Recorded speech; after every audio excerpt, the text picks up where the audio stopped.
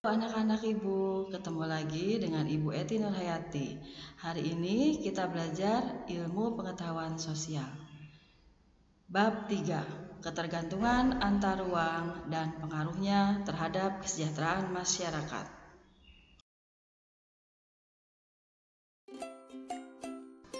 Assalamualaikum warahmatullahi wabarakatuh. Selamat pagi anak-anak, salam semangat. Sebelum mulai pembelajaran IPS hari ini, mari kita bersama-sama berdoa menurut agama dan kepercayaan kita masing-masing. Berdoa mulai. Berdoa selesai.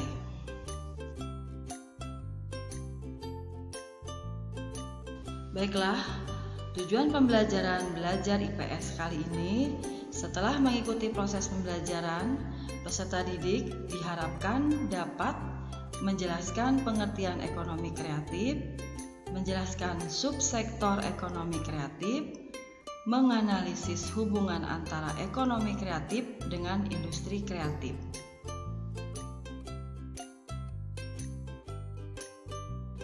B. Mengembangkan ekonomi kreatif berdasarkan potensi wilayah untuk meningkatkan kesejahteraan masyarakat. 1. Konsep ekonomi kreatif.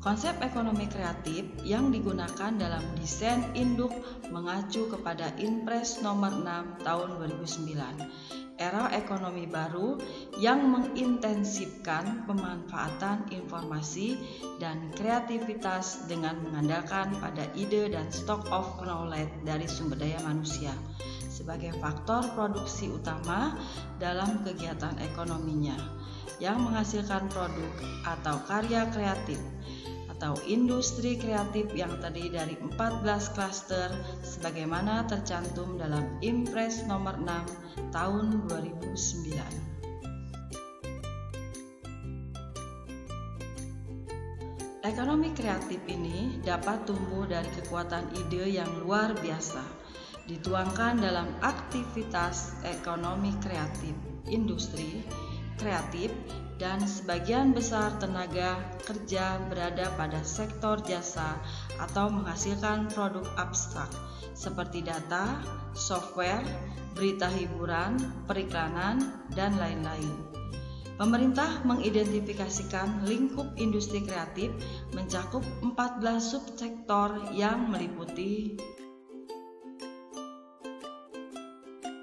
1. Periklanan atau advertising. 2. Arsitektur. 3. Pasar barang seni. 4. Kerajinan atau craft.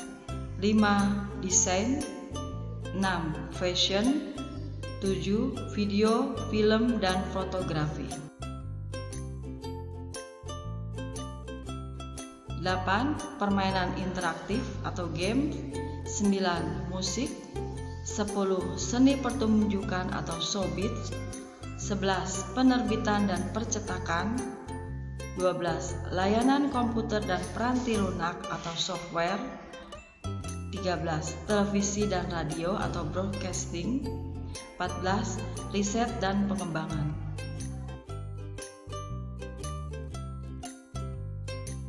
Dua. Upaya meningkatkan ekonomi kreatif. A. Menyiapkan insentif untuk memacu pertumbuhan industri kreatif berbasis budaya. B. Membuat roadmap industri kreatif yang melibatkan berbagai lembaga pemerintah dan swasta.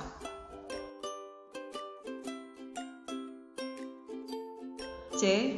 Membuat program komprehensif untuk menggerakkan industri kreatif melalui pendidikan, pengembangan sumber daya manusia, desain, mutu, dan pengembangan pasar. D. Memberikan perlindungan hukum dan insentif bagi karya industri kreatif. Contoh yang dilindungi hak kekayaan intelektual atau HKI antara lain buku, tulisan, drama, tari, koreografi, karya seni rupa, lagu, atau musik dan arsitektur. E.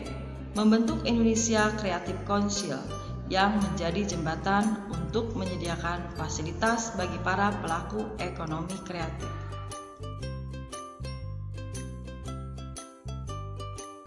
Kementerian Perdagangan melakukan upaya pengembangan ekonomi kreatif untuk mewujudkan strategi pemerintah dengan langkah-langkah sebagai berikut.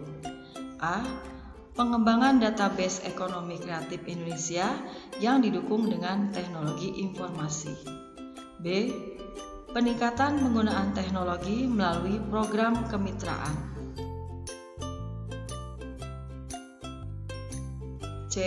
Pekan Produk Kreatif Indonesia atau PPKI. D. Festival Ekonomi Kreatif. E. Wahana Kreatif. F. Peningkatan jangkauan dan efektivitas pemasaran. G.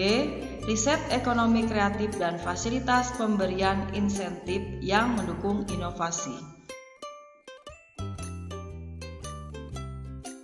H. Fasilitas kegiatan yang mendukung lahirnya insan kreatif dan entrepreneur kreatif baru. I. Kegiatan fasilitasi kegiatan yang mendorong lahirnya insan kreatif dan entrepreneur kreatif baru untuk merangsang terciptanya insan kreatif dan entrepreneur baru di Indonesia. J. Penciptaan identitas lokal daerah tingkat 1 dan 2 serta identitas nasional. Demikian pemaparan materi mengenai ekonomi kreatif. Untuk selanjutnya, silakan kalian membuat resume dari materi yang Ibu sampaikan di atas di buku tulis IPS. Setelah itu, kalian kirim ke Google Form yang linknya sudah Ibu kirim di grup kelas kalian masing-masing. Terima kasih. Wassalamualaikum warahmatullahi wabarakatuh.